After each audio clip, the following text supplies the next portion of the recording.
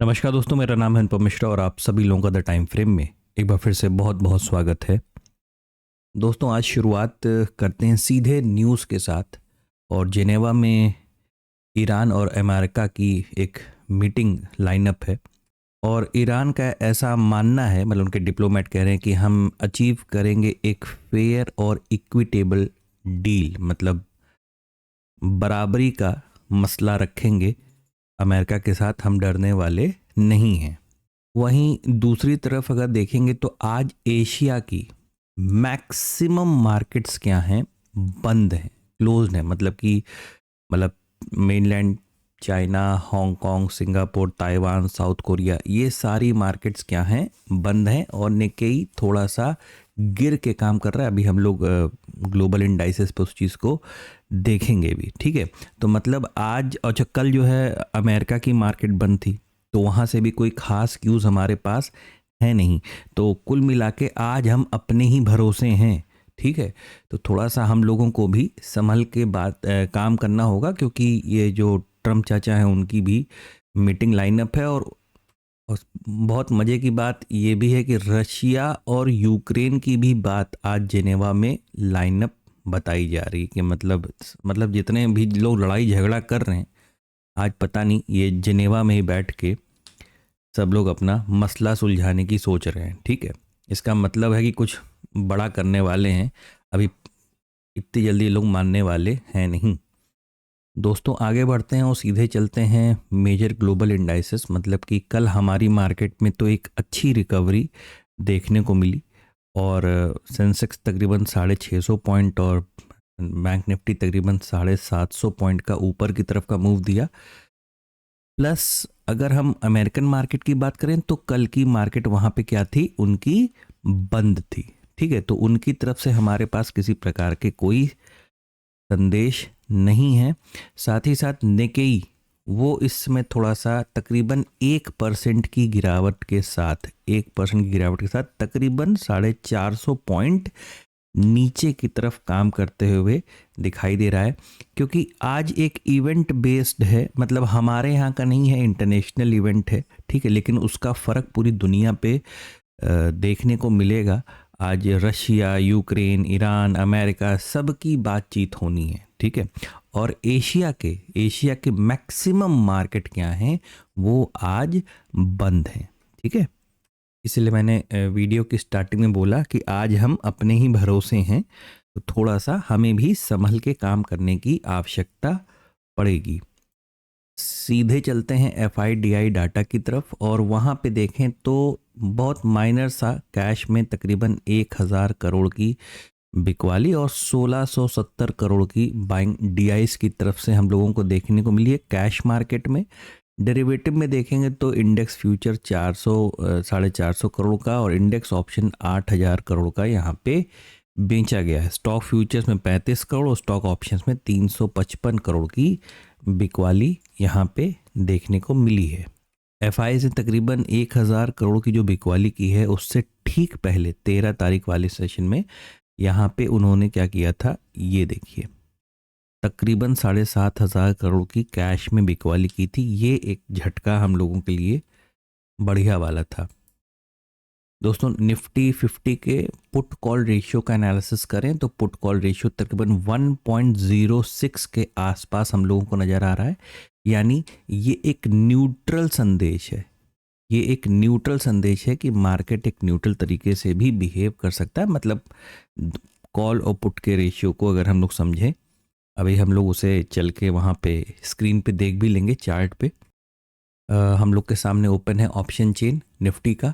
और आज क्या है, आज है हमारे मार्केट में एक्सपायरी, ठीक है। मतलब आज बहुत ही इम्पॉर्टेंट डे जैसा है। मतलब बड़े बड़े देशों की मीटिंग हो रही है, हमारे यहाँ एक्सपायरी है, ठीक है। एशिया मार्केट, मैक्सिमम मार्केट वहाँ की बंद हैं। कल अमेरिका की मार्केट बंद थी, ठीक है।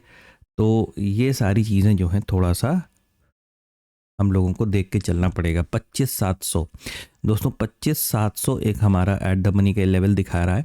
और अगर हम लोग देखें तो तकरीबन आपको लगेगा कि देखिए, जिधर इतनी भीड़ जितना इधर है, तकरीबन वैसी ही भीड़ इधर भी है।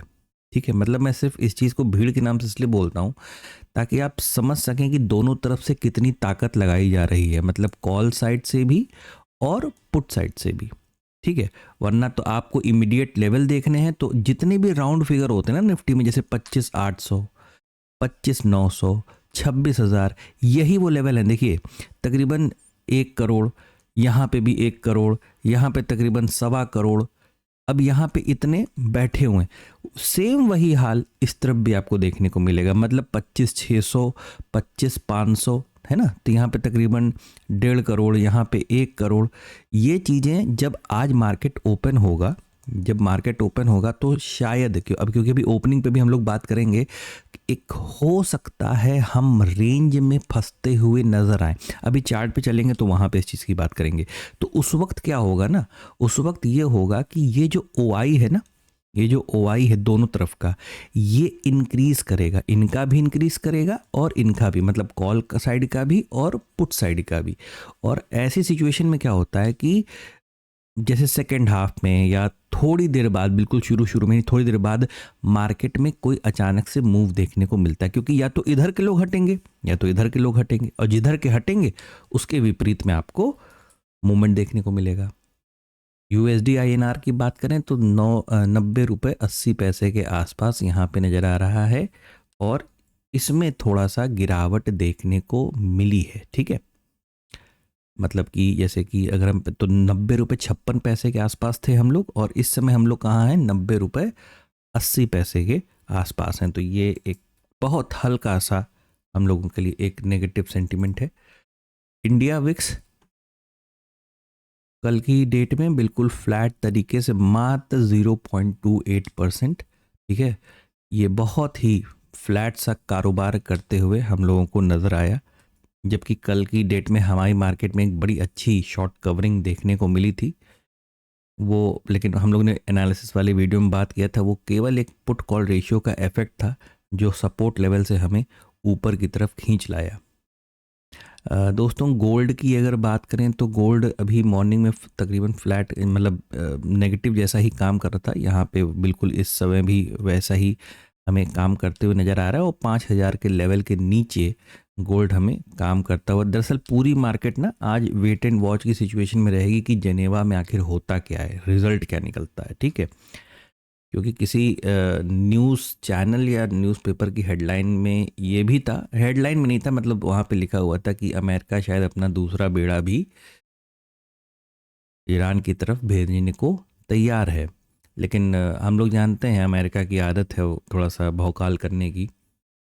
अब आप इसे देखें, ब्रेंट ऑयल को बिल्कुल फ्लैट तरीके से काम कर रहा है, वो भी इसी इंतज़ार में है कि क्या रिजल्ट निकल के आता है, क्योंकि अगर कोई नेगेटिव न्यूज़ आएगी तो यहाँ से ब्रेंट ऊपर की तरफ जाएगा, कोई पॉजिटिव न्यूज़ होगी तो ब्रेंट का रेट थोड़ा सा, मतलब क्रूड ऑयल का रेट जो है थोड़ा सा नीचे की तरफ आने की कोशिश करेगा। इंडियन ADR की बात की जाए तो बिल्कुल नॉर्मल तरीके से 3.5%, 2.5% के आसपास इन्फोसिस का, विप्रो का ADR हम लोगों को काम करते हुए नज़र आ रहा है। लेकिन अगर एलॉन मस्क की सुने तो उनका ये कहना है कि आने वाला टाइम थोड़ा सा क्रिटिकल हो सकता है, क्योंकि AI बहुत सारे सेक्टर्स में अपनी बढ़त बनाते हुए दिखाई दे सकता है।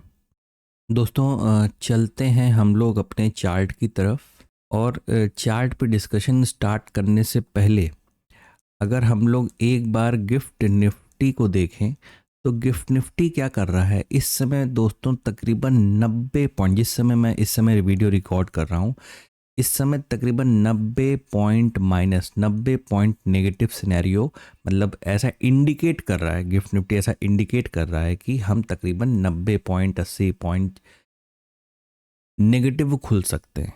ठीक है, अच्छा इतनी तो बात गिफ्ट निफ्टी की हो गई। अब सिंपल सी चीज़ है, हम अपने चार्ट को देखें एक बार। आप एक काम करिए, आप बस चार्ट को देखिए जिसमें से ये जो हॉरिजॉन्टल लेवल्स बने हुए ना, थोड़ा सा इन्हें इग्नोर कर दीजिए। अगर मैं इसे डिलीट करूँगा तो फिर वापस लाने में बहुत टाइम लगेगा।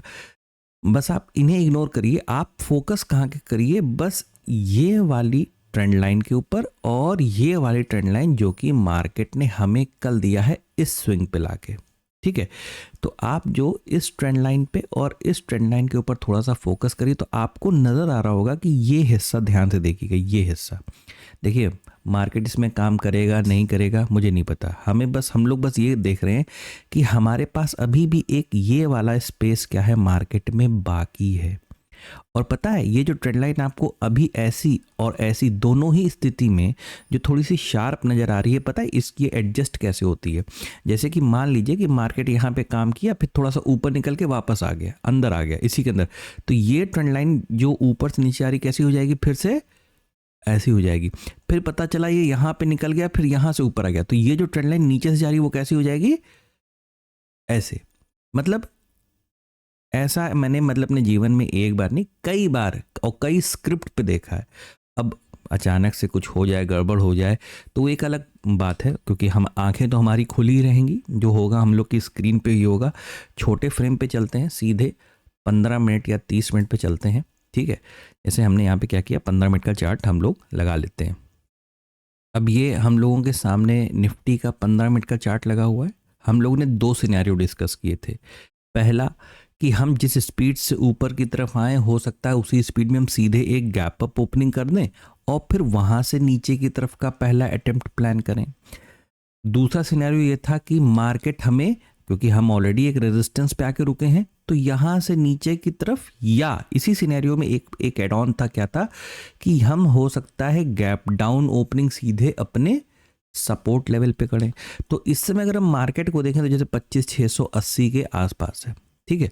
और अगर हम तकरीबन 80 या 90 पॉइंट नीचे की तरफ खुलेंगे तो तकरीबन कहाँ खुलेंगे, 25,600 के आसपास। अगर गिफ्ट निफ्टी के अनुसार खुलते हैं तो मैं बहुत ज़्यादा, देखिए मेरे लिए मेरा चार्ट ही सब कुछ है, ठीक है। अब वो चाहे जैसे भी खुले, हमारे अपने डिसिप्लिन है, हम उसे अपना मेंटेन करके रखे हुए हैं। मेंटेन मतलब कि हमें जब तक मार्केट में proper direction, proper trend, proper stop loss नहीं मिलेगा, हम ट्रेड में हाथ नहीं डालेंगे। चलिए बात करते हैं यहाँ की कि भाई मान लीजिए 80-90 पॉइंट नीचे आते हैं तो 25,600 के आसपास कहीं खुलने का हम अटेम्प्ट कर सकते हैं। उस केस में क्या हो सकता है कि जैसे मार्केट यहाँ पे सीधे नीचे की तरफ खुला, तो ये जो फॉर्मेशन आप देख रहे हैं ना, इसके बाद मार्केट क्या कर सकता है, थोड़ा सा ऊपर की तरफ बाउंस ले सकता है, क्योंकि ये रेजिस्टेंस और ये सपोर्ट, यानी रेजिस्टेंस और सपोर्ट, तो शायद कुछ वक्त के लिए इसमें काम करने की भी कोशिश कर सकता है। दूसरी चीज़, आप एक काम क्या कीजिए कि आप एक जो हम लोग सिंगल वाली लाइन से माइनर ट्रेंड लाइन बनाते हैं, एक वो बना लीजिए, मतलब यहीं कहीं से पिकअप कर लीजिए ऐसे, ठीक है। ये इस तरीके से एक माइनर ट्रेंड लाइन हमने क्या की, बना ली। अब इस माइनर ट्रेंड लाइन को अगर हम लोग देखेंगे तो जब तक मार्केट, देखिए सबसे पहले तो हो सकता है, देखिए गिफ्ट निफ्टी क्या दिखा रहा है वो एक अलग बात हो गई, हो सकता है यही ट्रेंड लाइन हमको रोक ले और हम इस हिस्से में कुछ न कुछ काम करते हुए नजर आ सकते हैं। इस हिस्से में एक पॉसिबिलिटी ये भी है, इसलिए मैंने आपको एक माइनर ट्रेंड लाइन भी यहाँ पे लगा के दिखा दी। दूसरा क्या है कि अगर यहाँ से गैप डाउन होने के बाद हम इस रेजिस्टेंस को ब्रेक करते हैं तो भी, और इस सपोर्ट को ब्रेक करते हैं तो भी, ठीक है। जैसे कि मैं आपको एक छोटी सी चीज़ दिखा दूं, कल रात में मैं क्लास में पढ़ा रहा तो मुझे ध्यान आ गया था कि मॉर्निंग में बताऊंगा कि ये वाला पार्ट देख रहे हैं आप, ये एक ट्रेंड लाइन है रेजिस्टेंस के तौर पे, ये एक हॉरिजॉन्टल लेवल है रेजिस्टेंस के तौर पे, ये एक ट्रेंड लाइन है सपोर्ट के तौर पे, ये एक हॉरिजॉन्टल लेवल है सपोर्ट के तौर पे। तो आपको जैसे लग रहा होगा कि ट्रेंड लाइन में भी रेजिस्टेंस है, यहाँ भी रेजिस्टेंस है, यहाँ भी सपोर्ट है और यहाँ भी सपोर्ट है। तो सिंपल सी चीज़ है, थोड़ा सा सेशन ट्रिकी हो सकता है, रेंज बाउंड वाला सेशन भी हमें देखने को मिल सकता है। तो उसी हिसाब से ट्रेड, मतलब लेवल्स आपके सामने हैं, बस अपने डिसिप्लिन का ख्याल रखिएगा। ब्रेक कीजिएगा तो बीआरसी के लिए रुकिएगा, इसको ब्रेक कीजिएगा तो भी बीआरसी के लिए रुकिएगा, ठीक है। क्योंकि जो चीज़ें आज लाइनअप हैं, हमारे पास किसी बाहरी देश से कोई खास क्यूज़ नहीं है, और जो हमारे सामने एक लाइनअप रखी हैं चीज़ें, उसका मार्केट वेट कर सकता है उसके रिजल्ट का, ठीक है। तो प्री ओपनिंग सेशन में बस इतना ही एनालिसिस है, इस चीज़ का ख्याल रखिएगा। आशा करता हूँ आपको एनालिसिस अच्छा लगा होगा, पसंद आया होगा। अगर आपको एनालिसिस अच्छा लगे तो please like, subscribe and share my channel. धन्यवाद, नमस्कार।